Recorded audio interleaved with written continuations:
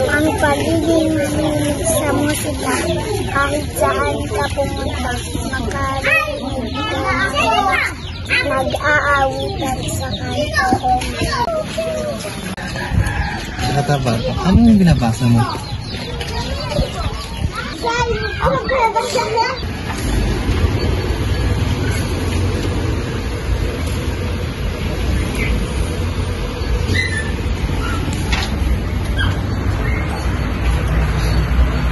Ba yan? Kakakamad. Ano mga gawa?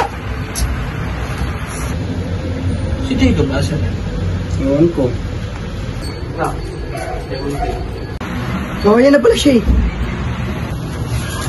Ay sorry, nalate ako. Guys, may nakita akong bata. Doon nagbabasa. Ang cute niya. Sam, di ba wala akong magawa? Bakit magpunta kaya tayo ng barangay reading project? Oo nga, good idea. Maganda nga yung naiisip mo.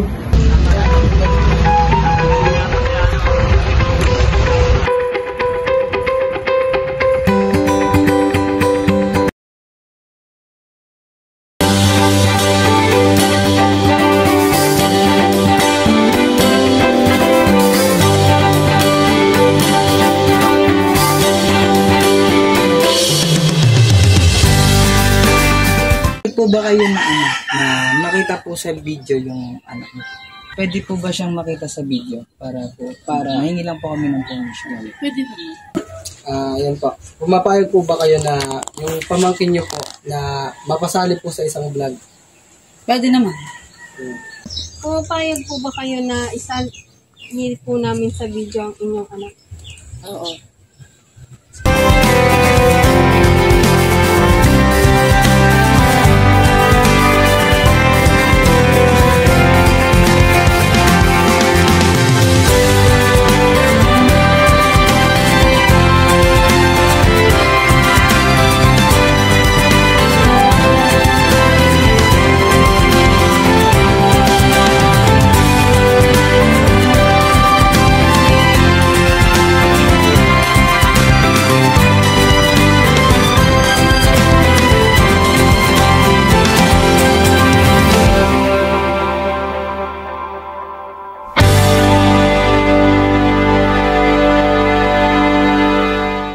Magandang araw mga bata. Ako si Kuya Mark. Siya si Kuya Jacob. Ako naman si Samuel. Ate Cheska, Ate Angelica, Ate Berna. At ako si Kuya Pat. Pwede nyo akong tawagin, Brad. Ayan. So, kilala niyo ba siya? Sino siya? Anong pangalan niya? Sino siya? Oh, very good. Si Jesus, no?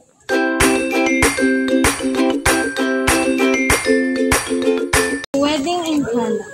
There was a big wedding at Cana in Galilee.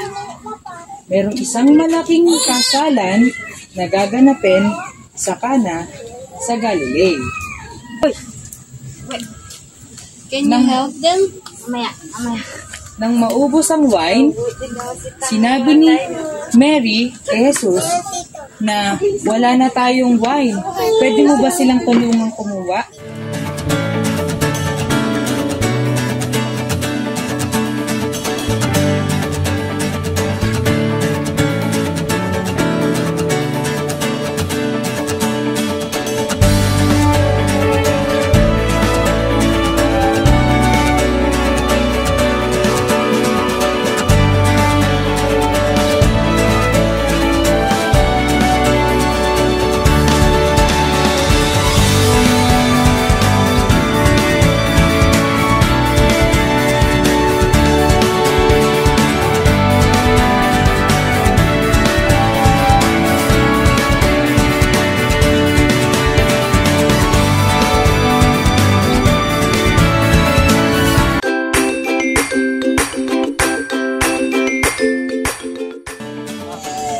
Dito, lapit na. Brad, gusto mo sumali? Diba?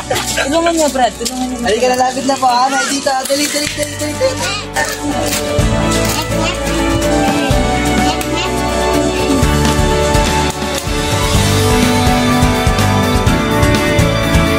Palakpakan natin sa atin, Angelica.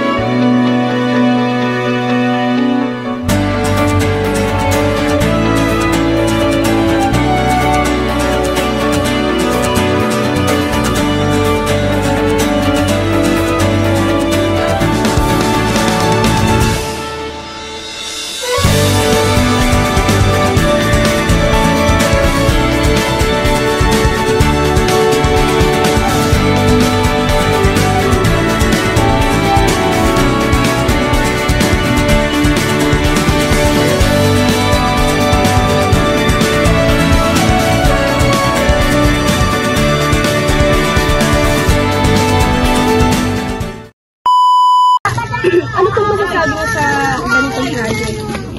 Ang masasabi ko lang, okay na okay yan. Nakakatulong talaga sa mga kabataan. Ano pong masasabi niyo sa ganitong project? Nakatutulong po ba ito sa mga kabataan? Oo, nakakatulong kasi ano nila yung mga dapat hindi ko malaman. Ano pong masasabi niyo sa ganitong project? Nakatutulong po ba siya sa mga kabataan? Nakakatulong naman. Maganda sa mga bata. Natuturuan nyo. Dapat lagi-lagi. Sige, masasunod po ako.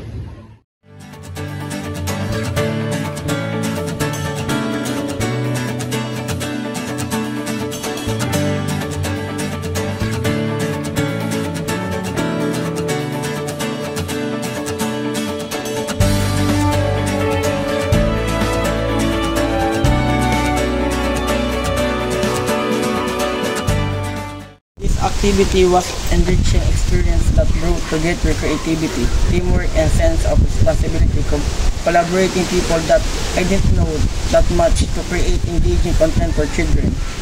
Through his special project that Mr. Jen prepared for us students of youth, this blog provides a platform for explore different and methods, storytelling and communication, and also learn to have fun with kids.